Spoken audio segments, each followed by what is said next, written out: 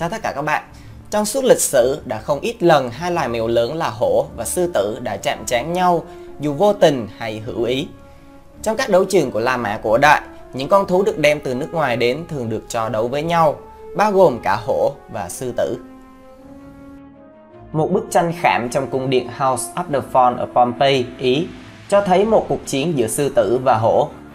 Người ta đã ghi nhận được một số trận chiến thực sự giữa hai loài này và thống kê được con nào đã giành chiến thắng trong mỗi trận.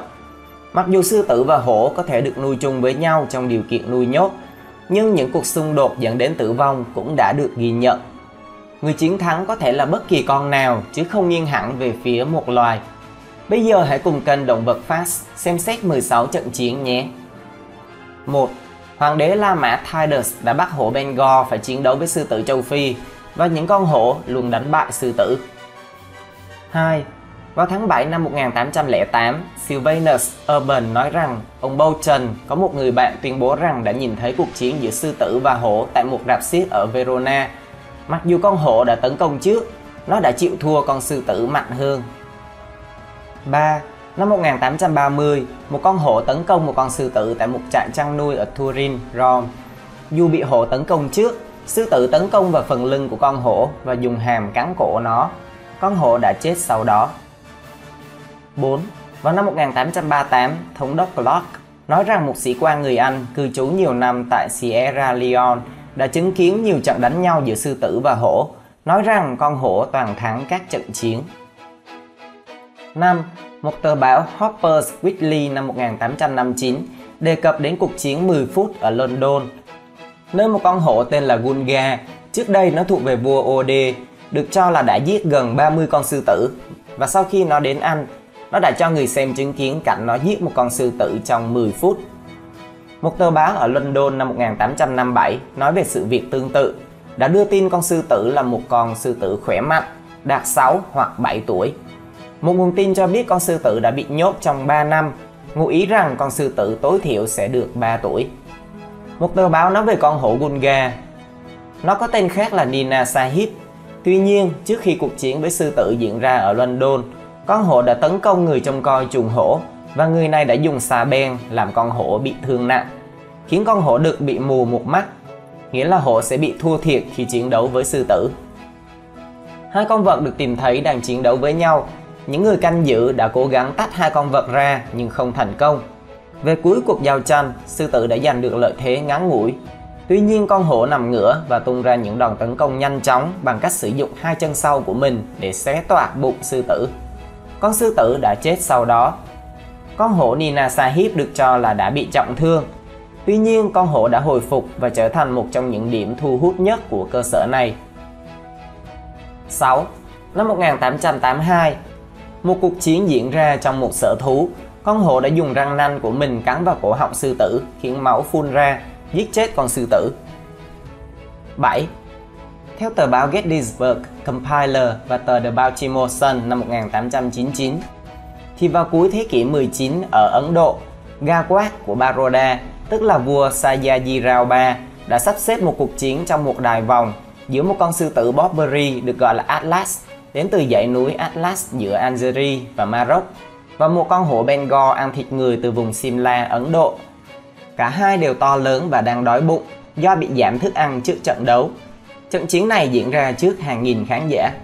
Con hổ dài hơn 3 mét, cao hơn 1,2 mét tại vai, có đôi vai khỏe, răng và móng vuốt dài, tỏ ra nhanh nhẹn. Con sư tử thì cao hơn so với hổ và có bờm, chân và bàn chân rất lớn. Trong cuộc chiến, cả hai con thú đều bị thương, và mặc dù đôi khi con hổ rút lui khỏi Atlas, nó sẽ quay lại chiến đấu tiếp và cuối cùng đã cào Atlas đến chết. Mặc dù Atlas đã đẩy được nó ra, nhưng đây chỉ là đòn đánh cuối cùng trước khi chết của nó. 8.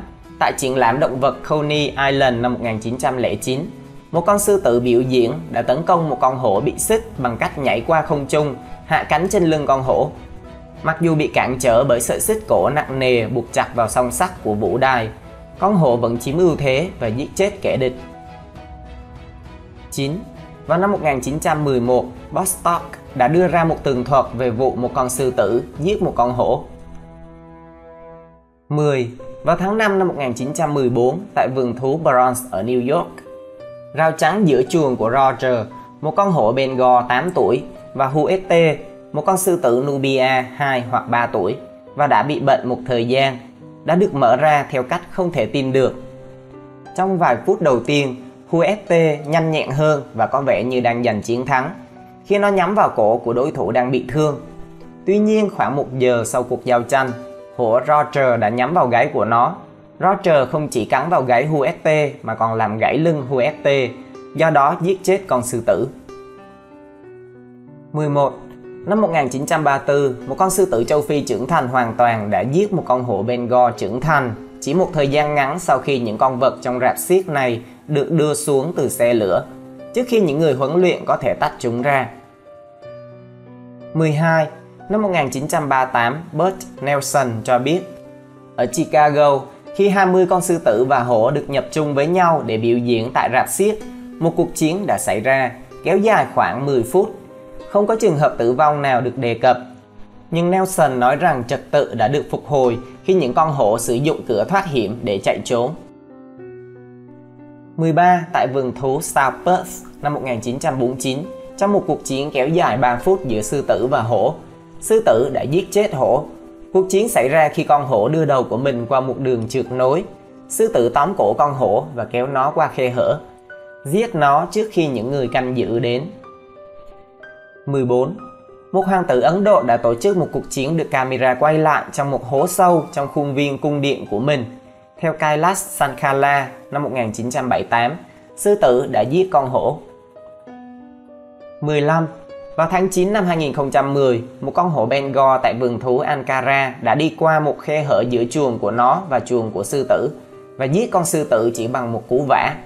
Các viên chức cho biết con hổ đã cắt đứt tĩnh mạch cảnh của sư tử chỉ trong một nhát vả bằng chân của nó, khiến con vật chết trong vũng máu. 16. Vào năm 1855, người đàn ông tên là Herne kể rằng trong khu rừng rậm Ấn Độ giữa làng Ilo, ông và nhóm của mình, bao gồm cả người dân địa phương, nghe thấy tiếng hổ gầm. Khi đuổi theo, họ thoáng thấy con hổ, nhưng trước lúc đó, nó đã tấn công một người dân địa phương. Nó biến mất cùng với nạn nhân và sau khi truy đuổi nó trong khoảng 50 mét, họ nghe thấy tiếng gầm của sư tử và bên cạnh đó là những âm thanh khác miêu tả nó đang vật lộn với hổ, chẳng hạn như tiếng gầm gừ. Sau khi họ băng qua bụi rậm, cả nhóm không chỉ nhìn thấy sư tử và hổ lăn lộn trong trận chiến, mà còn thấy cả người đàn ông trở thành nạn nhân của hổ. Con hổ có kích thước tương đương sư tử nhưng nhanh nhẹn hơn. Đối với sư tử, nó sử dụng sức mạnh lớn hơn và bờm của nó.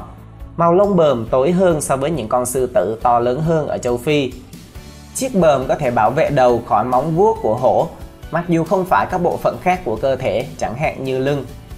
Cả hai con vật đều quyết tâm và dũng cảm như nhau, nhưng con sư tử đã chiếm ưu thế. Nó đã cắn cổ con hổ, khiến con hổ nằm ngửa và giết con hổ bằng cách cào vào phần bụng không được bảo vệ. Do đó, con sư tử thắng trận được ca ngợi là vua của muôn thú. Chúng ta thấy rằng tuy hổ được đánh giá cao hơn, nhưng không phải lúc nào nó cũng giành được chiến thắng trước sư tử, kể cả khi hai con có cùng kích thước với nhau. Điều này cũng giống như khi hai đội bóng đá thi đấu với nhau, đội bóng được đánh giá yếu hơn không có nghĩa sẽ luôn thất bại trước đội bóng mạnh hơn. Sư tử vẫn nổi tiếng ở lòng dũng cảm khi chiến đấu. Ngoài ra, nó cũng sở hữu đủ vũ khí để có thể giết một con hổ, nên việc sư tử thắng trận cũng không khiến mình quá ngạc nhiên. Nếu như các bạn yêu thích khám phá thế giới động vật, đừng quên cân nhắc bấm đăng ký kênh. Clip của mình hôm nay sẽ dừng lại tại đây. Xin chào và hẹn gặp lại!